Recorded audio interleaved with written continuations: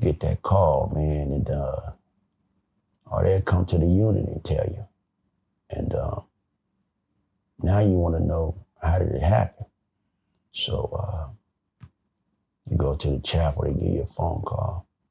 Then your mom, then your family tell you, your brother was killed. And then one of the most difficult things in the world is you can't go to the funeral.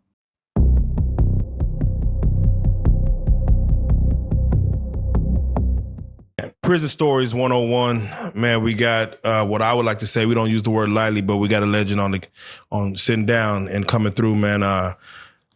First and foremost, the way we like to do Prison Stories 101, we like to find out who we're talking to, the who, what, when, where, and why.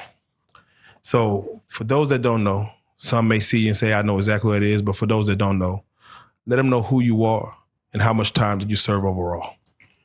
My name is Ronald Fisher. I'm out of South Central LA, and I did 33 years in federal prison.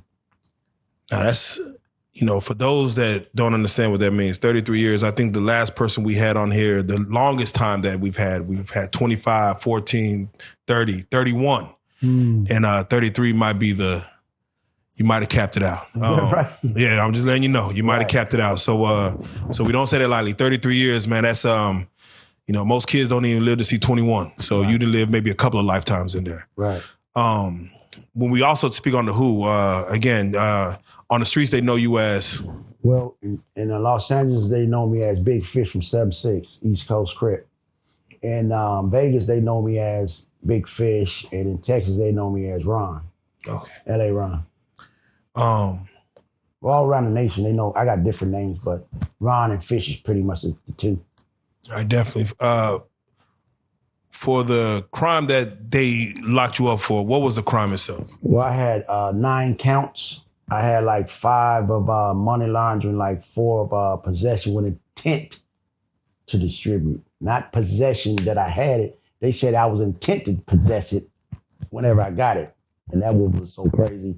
And I had a life in 5 years for a gun that I didn't have. Well, I had it, but it was for another case. And they put it together and say it was an ex-felon with a firearm. All right, so normally, whenever we hear about life sentences, it normally goes in for like, capital murder, there's things like that. That's not involved here. This is just a non-violent drug case. A non-violent drug case. Yes, sir. What were the drug laws back then, if you don't mind me asking? Well, I was incarcerated for crack cocaine. They say I was in a crack cocaine conspiracy. So when we speak on the who, of course, thank you for advising who you are, but we talk about the crime itself and we speak on who was possibly affected by the said crime. Who would you say, if me asking that question, who would you say was affected by the alleged crime that they said was? Well, the black community and the Latino community and a little bit of the white community. Now we're going to speak on the where. You say you got convicted in Fort Worth, Tarrant County. Where did you all serve? Where did you serve time? Well, I served time in 6 penitentiaries. I started off in Terre Haute, USP. Then I went to Atlanta, USP. Then I went to Leavenworth, USP. Then I went to Lompoc, USP. Then I went to Pollock, USP. And then Atwater. Sorry about that. Yeah, Atwater. And as far as the win, what year did you go? From 91 to 2023. 2023. So you just recently yes. Come home. I did a year and a half warehouse. Okay. Now, we try to get to the why. And when I say the why, meaning, for every young man who, of course, is involved in, let's say, a life of crime or the streets or the gang culture, we try to understand the why that person even involved themselves. Was it lack of parenting? Was it needing a sense of belonging? Was it somebody who pulled you in? Can you break down the why you even went down that life of gang activity, criminalization, whatever? Well, to be truthful, man, I wanted to take care of my mom. I grew up in a single parent home. And my mom used to always say, if I had this amount of money, if I had that amount of money, I would be able to do this. And she put that in my head ever since I was a kid. And I never liked to see my mom cry. I never liked to see my mom, ask for things. And my brothers and them, they really wasn't into, giving it to her, helping her get it. And I picked up a lot of traits from my mom. My mom always carried a gun. And I seen all that. And, I was kind of like affected by her swagger, I would say swagger, or her lifestyle. And I picked up that shrewdness from her, and I just wanted to please my mom. And I think I did that. Wow. You didn't mention your father. What was your father at this time? If you knew, even if you knew. Next question. Okay, we're gonna do that because, man. Well, actually, my father lived in Grand Prairie, but I met him on the phone, but I never seen him in person. He lives in Grand Prairie, but he's from Sawali. Did your mother ever give you the story about that, if you don't mind me asking? Well, my mother had 6 different baby daddies, so. When you say a mother puts it on her son as far as speaking, like what she wanted, what she would like to have, it's interesting that I know a lot of women who may watch this may not understand when they speak that out, how much a son wants to make sure they go without. As far as entering the gang culture, because you were how old when you got sentenced in 91? Well, I was 27. 27. 26, 27. I'm assuming you had run-ins with the law before. I've never been to penitentiary, no. Really? Yeah, it was my first time going to penitentiary. I done been to county jails, but never to the penitentiary. You're affiliated with the Crips, correct? Exactly. Did you go as far as were you within the Crip organization before or after prison? As far as I've been labeled as a Crips ever since I was in elementary school. So comes the question as far as, there's always that initiation as far as seeing what the gang culture was.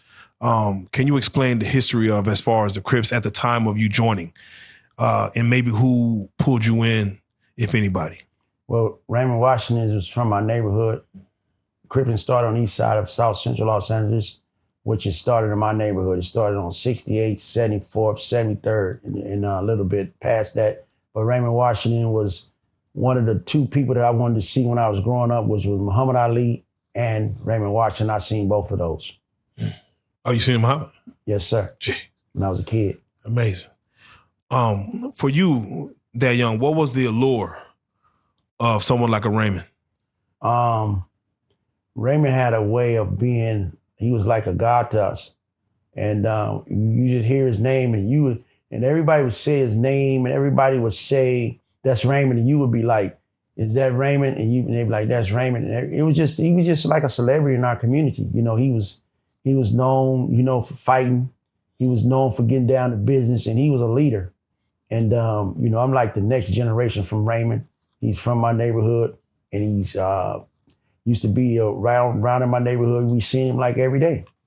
So back then, of course, a lot of, people watch movies. They get this glorified idea of like how gang culture is. For you yourself, was it a situation like, someone bringing you in, you getting jumped in? Were you looking for leadership? Were you trying to be a leader, or were you just trying to be part of the cool kids? Was it just a way to like, all right, act out, from your living situation? Who brought you in and what was it that got you, stuck in it? Well, I had a very disciplined family I have older brothers than me. And I wanted to be like my brother. I have a brother named Larry Marlboro. They called him Gangster Larry. And I always wanted to be like Larry. And Larry was one of the guys that everybody looked up to as being a gang member, and that was my brother. So I took on little attributes from him. I took on attributes from a lot of guys in my family and on the street that I lived on, because we had our own gang on our street, and then we merged with another gang. If you were to simplify, let's just say in one word, for that, from elementary school to, getting locked up, as far as how you moved around with the gang culture, what would you like, if you were to give it one word, like, how would you explain your time? Well, actually, we emerged with the drug business because a lot of drug dealers, they didn't have the muscle and they didn't have the guts to spread their drugs around the community, so they gave it to the Crips and the Bloods. That's right. And for those that don't know, was it always a war between Crips and Bloods? Was it always that? No. It was, it just depends where you went.